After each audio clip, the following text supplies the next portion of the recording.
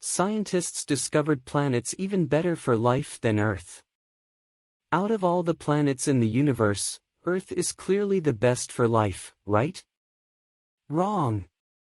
Earth may be great, but scientists have discovered a few worlds that could be even better for life. Behold, KOI 5715.01. Most of the contenders on our superhabitable planet list aren't the ones you could visit anytime soon. They are very far away. The top spot is held by one 3,000 light-years away from our solar system. KOI 5715.01 would appear to satisfy the most basic requirement for supporting life. It exists in the Goldilocks zone of its star. So conditions wouldn't be too hot or too cold for a key life-supporting ingredient to exist on its surface. Liquid water. But it would also check off many boxes to be considered superhabitable. The planetary system it belongs to could be about 5.5 billion years old, which would make it around 1 billion years older than our own solar system. And the planet would almost fit the size requirement.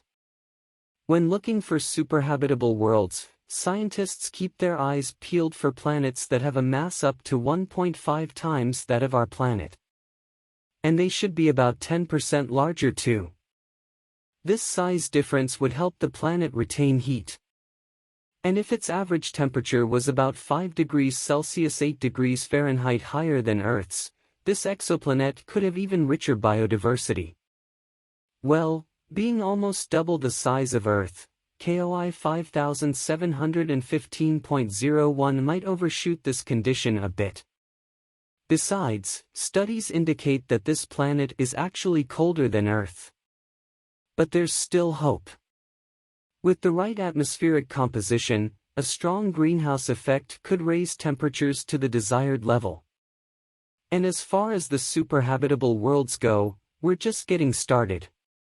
Approximately 2,700 light-years away would be Kepler 69c. This super-Earth could be around 7 billion years old. This puts it perfectly in the estimated 5 to 8 billion age range for superhabitable planets. This range is based on the 3.5 billion years it took for complex life to appear on Earth. So the best chance for finding life could be on a planet a little older than us. Only this exoplanet could be a little too big to be superhabitable. It has a mass almost 4 times that of Earth. A rocky planet this big could have a single colossal continent that would have huge deserts in its center. But the coastline washed by Kepler's ocean could be your perfect spot to move to.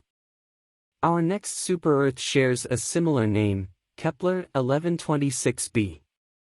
Except it would be located ever so slightly closer to home. This planet is about 2,073 light-years away and belongs to a system that is 7.5 billion years old. It also orbits a yellow dwarf star much like our own. Only Kepler 1126b is 2.5 times closer to its star than Earth is to the Sun. But that's no big deal. Because the star Kepler 1126b orbits is cooler than ours. So the habitable zone would exist in a range much closer in proximity to it. If you aren't feeling this nearness to a scorching hot star, there's another super-Earth on our list. And it's at a reasonable distance from home. Speculoos 2c is located only 106 light-years away. Not that its proximity gives it any kind of advantage. It would still take you well over 200,000 years to travel to this super-Earth. And that's if you moved at the speed of NASA's Parker Solar Probe, the fastest probe ever launched.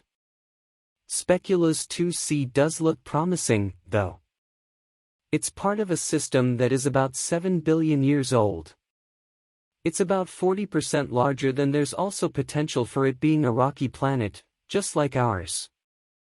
Despite the fact that it also exists in a habitable zone, its red dwarf star is still very small.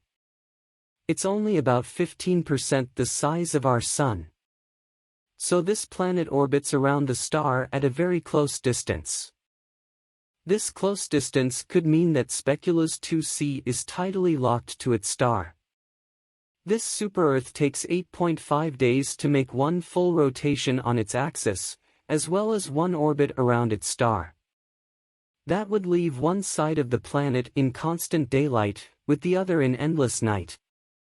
All this means that life could be possible in the Terminator Zone, the thin strip of land between these two sides. We just need to get a better look to find out for sure. But with all these candidates so far away, wouldn't it be nicer if the planets in our own solar system were a little more habitable?